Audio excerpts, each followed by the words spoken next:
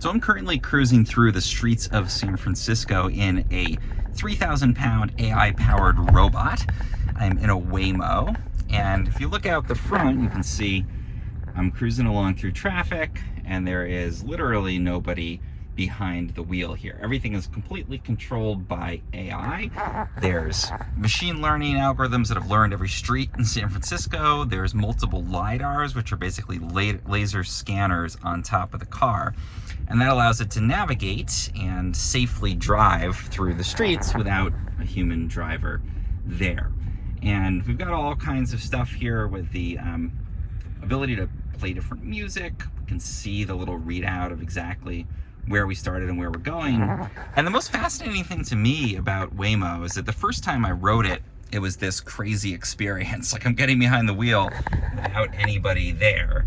And it's still pretty crazy. I mean, it's able to dodge bicycles and scooter riders and all the stuff that you encounter in San Francisco and do it pretty seamlessly. But the most interesting thing to me about the whole experience is just the fact that it so quickly becomes normal. This doesn't feel like a weird or scary or crazy high technology thing. It just feels like a different way to get around the city. And I think that's really speaks to why this is not going to be kind of flash in the pan type of technology, something like the metaverse, or, you know, you put on a pair of VR goggles and it's cool the first time you do it, and then you don't really do it again. And you think, well, that was a neat experience, but it's not really practical. You're not going to spend a lot of time, at least most people don't spend a lot of time in VR worlds. But with this, it feels totally practical and it feels totally normal incredibly quickly. I'd say it was maybe my second or third ride. And I think there's a couple of reasons for that. One is that the experience of using a Waymo or another self-driving car is really as simple as you just pull up an app on your phone. It's exactly like using Uber or Lyft. You put in where you want to go, where you are, and a car pulls up and you basically jump in and you're off and you cruise along, as I'm doing right here, and you get to your destination. And it's about the same price. So I'm taking a ride all the way across town at the moment from the Mission District to the Embarcadero. And it's gonna be about a 29-minute ride. It's set on the Waymo app, and it's about $14.90. And then you don't have to tip because it's a robot. It's not a person, so that's the real all-in price, which is quite reasonable when you think about how much an Uber or Lyft ride might end up costing you. So comparable price, comparable user experience, and I think, you know, just the fact that pretty quickly you realize, hey, this is safe, this is something I feel comfortable doing. But I think beyond that, there's actually some benefits to riding in a driverless car that people don't talk about or think about or even know about until they've gone ahead and done it for themselves. And to me, one of the biggest practical benefits here is that this is really one of the only kinds of transportation I can think of where you're moving around and you're completely alone. It's just you, and you're able to basically be in your own little bubble. I mean, I don't have it on right now, but there's mood music playing usually. It's a Jaguar, so it's a very nice car. It feels nice inside, and you're cruising along in this very sort of cinematic mode. Like, you're cruising through the city, you're seeing life unfold outside, but there's nobody that you have to make small talk to, nobody you have to worry about, are they a good driver or a bad driver, and you don't have to worry about, you know, any kind of practical safety issues you might need to worry about.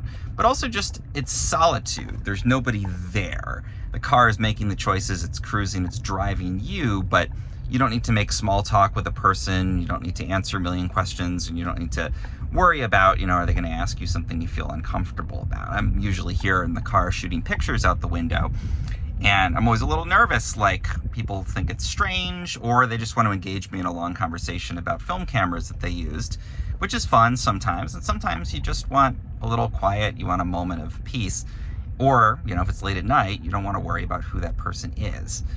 And so driving in a self-driving car is that experience. It's this little bubble of solitude in the city, and yet you're sort of out there in the world, but there's nobody there driving you around. You're not sharing the space with anybody else. And I can't think of that many other modes of transportation that are like that. I'd say the closest analog I can think of is two things. One is if you've ever taken an overnight train, and you get your own little car. It's usually very small. It's like a little room on the train. And you can sit in there and watch the world go by, and you're alone, and someone else is moving you through the world, and it's solitude in sort of the same way. But of course, that's much more expensive. It's much less practical. How often do you take an overnight train these days? The other form of transportation that makes me think of is a horse. And that might seem weird that AI, the most advanced technology of our day, feels similar to riding on a horse. But I think the reason that, to me, it has that analog is that if you've ever ridden on a horse, you know that you're controlling it to some extent, but it's an animal, and it's going to make its own choices. It's not going to crash into a wall. And it's not a human, so you don't really have to make conversation with it unless it's Mr. Ed. So you're cruising along on this entity, this creature, in that case, that's making choices for you. If you stop doing anything, it's, again, not going to crash. And in fact, if you've ever ridden kind of an old horse on a trail, they even learn how long your session is. Like if you're going to be out for 2 hours, at the end, they kind of start to turn around on their own. And if you just stop, they'd probably take you back to the barn at the end of the time. So you're kind of in partnership with this other entity that's making choices for you, and you're alone, and it's solitude, and you're moving through the world. And that's sort of what riding in a Waymo feels like to me, being on horseback, except much more comfortable, where it's making the choices, it's moving you through the world. You don't have to do anything. You can just watch things pass by. And yet, at the same time, you're, not in a space with another person. You're solitude, you're in quiet. So yes, that's my main takeaway is it's normalized, but it's unlike any other form of modern transportation I can think of, really. And the closest is one that's been around with humans for thousands of years.